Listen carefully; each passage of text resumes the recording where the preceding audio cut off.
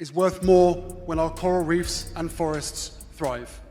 I think it's probably too soon to tell and too soon to say, but obviously pretty gutted about the decision. We thought it was going to go our way, but it certainly has proven that there was no way to win this through the courts.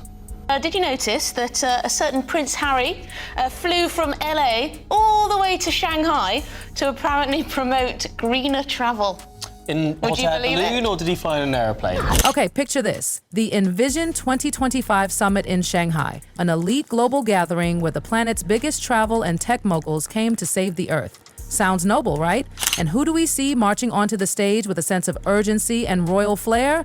None other than Prince Harry, or should we say, Mr. Windsor. Harry came out swinging with some heavy-hitting stats, like how global wildlife populations have plunged by a jaw-dropping 73% since 1970. It was meant to be a mic-drop moment, and for a fleeting second, it felt like Harry had finally found his voice again, fighting for something bigger than royal gossip or tabloid drama. But just when it seemed like Harry was reclaiming his purpose, disaster struck, and honey, it was glorious.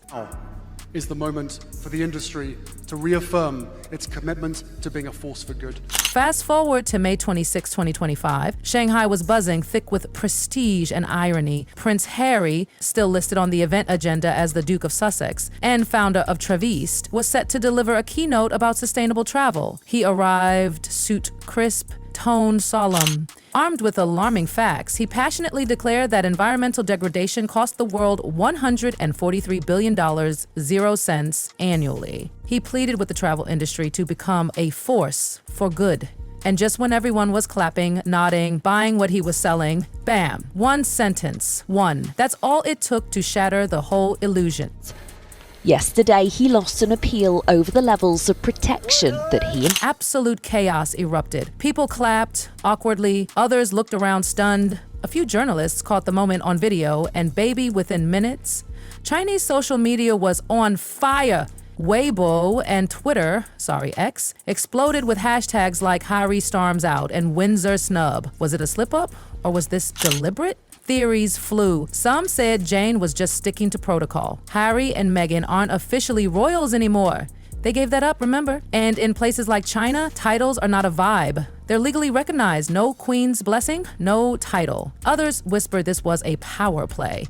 A strategic message from Beijing that Harry, without royal status, is just another private citizen. The message? Crystal clear. The very next day, across town, he held the Travelist Executive Summit. His space, his people, his script. No rogue hosts, no awkward intros, just control. So he thought. The Duke of Sussex.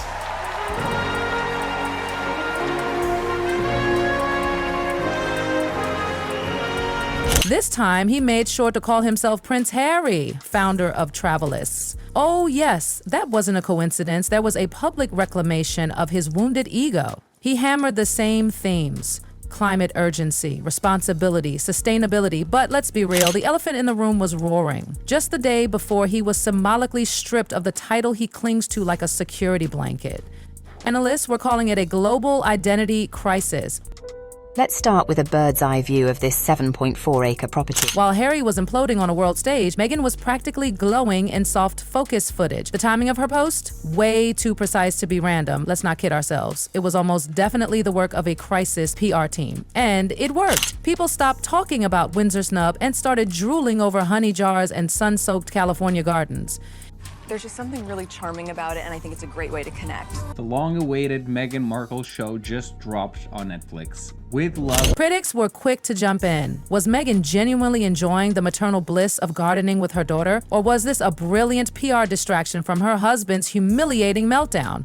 Either way, the message landed. Meghan looked serene. Harry looked like a liability. Now let's zoom out. While Harry was sulking and Meghan was posing, King Charles III was thriving. The king had just touched down in Canada for a triumphant North American tour. Dignitaries welcomed him, cameras followed him, and headlines screamed, "The king comes to Canada! Class, gravitas, legacy." And Harry? Trending, because he threw a tantrum over not being called prince. Brutal. One royal fulfilling duty, the other fumbled crumbling for relevance. And while Harry juggles lawsuits, staff drama, Montecito meltdowns, and PR nightmares, the stark truth remains. When a woman like Jane Sun, who's hosted actual presidents, refuses to call you by a royal title, it's not a mistake, it's a statement. You see, for years, Harry has been trying to pull off the impossible, living in this weird limbo where he wants all the perks of royalty but none of the responsibility. Global recognition? Yes, please. Royal scrutiny? Hard pass. He wants to be regal and relatable, private and public, a prince and a rebel. But let's get one thing straight. The diplomatic world doesn't run on vibes. It runs on protocol. And protocol doesn't give a damn about your Netflix documentary, your Oprah therapy session, or your best-selling book of grievances. It recognizes monarchs, statesmen, not ex-royals still hoping someone rolls out the red carpet. And if you think Shanghai was the first time this happened, think again. At his 2022 United Nations address, organizers were reportedly scrambling behind the scenes, trying to figure out how to introduce him. Prince? Duke? Civilian? In the end, he was announced as Prince Harry, Duke of Sussex, but notably without the royal honorifics. So when the content doesn't land, the title becomes everything. And when that title gets stripped, it's a dagger to the brand. And while Harry was spiraling in Shanghai, guess who was allegedly laughing behind palace walls? Royal insiders. One aide reportedly smirked off the record, "This is exactly what the king warned him about. Step back from duty, step down from status, end of story." And King Charles, he's not just watching this unfold, he's winning.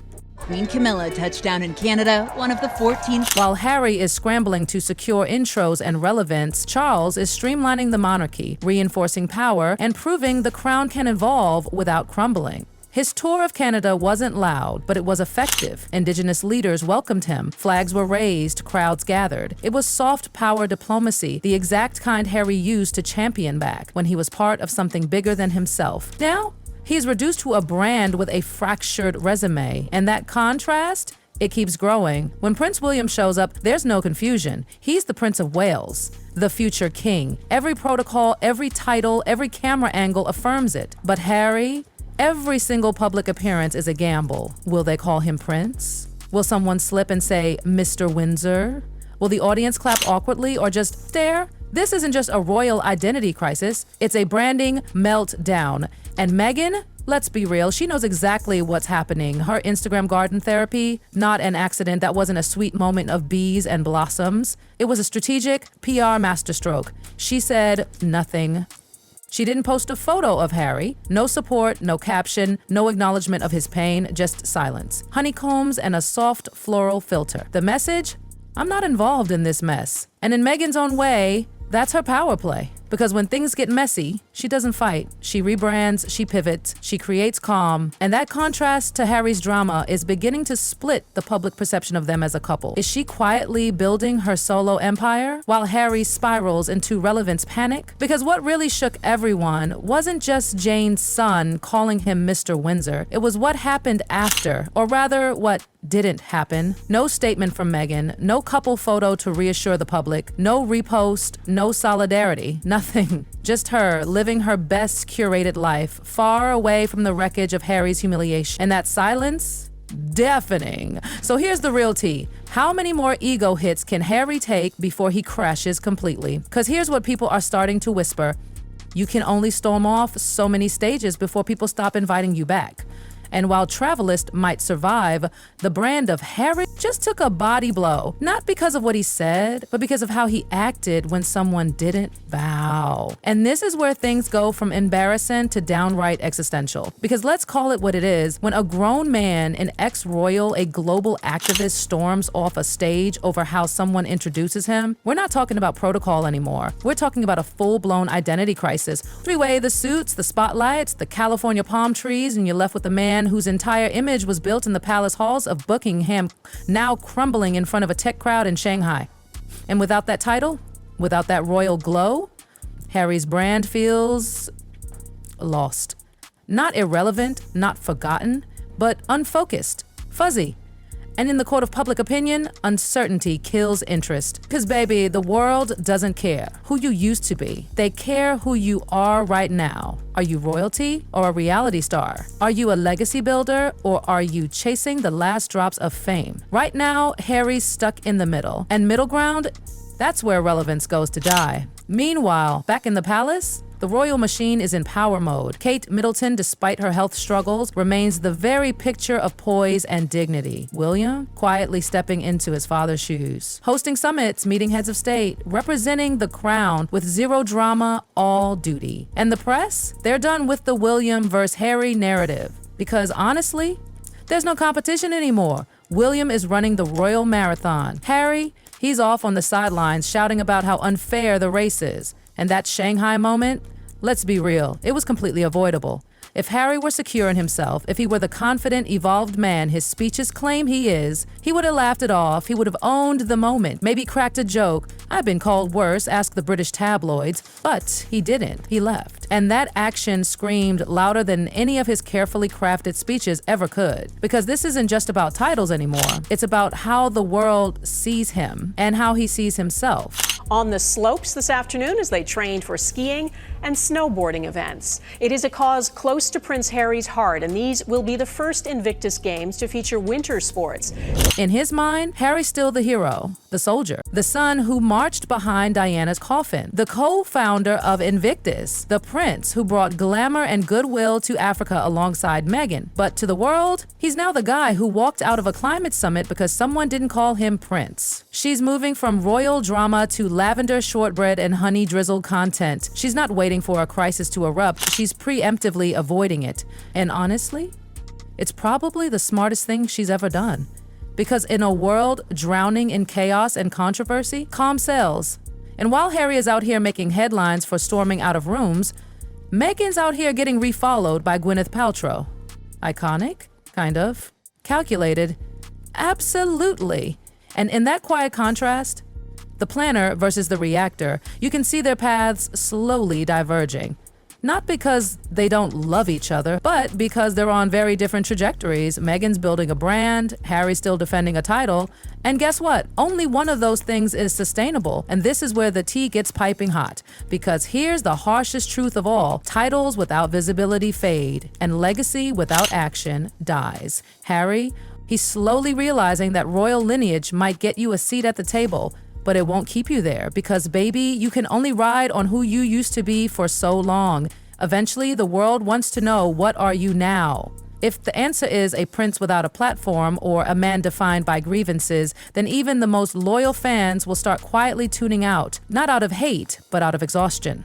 We've watched the same cycle unfold over and over. Harry's hurt, Meghan's reinventing, the palace is silent, and the media spins it like a carousel. But darling, carousels make you dizzy, then they make you nauseous. And that's exactly what the Sussex brand is starting to feel like. Overly polished chaos spinning way too fast. So what's next? Well, insiders say Meghan's team is laser focused on rebranding her into the Gwyneth of Montecito. It means clean beauty, clean eating, clean hands, no drama, no digs.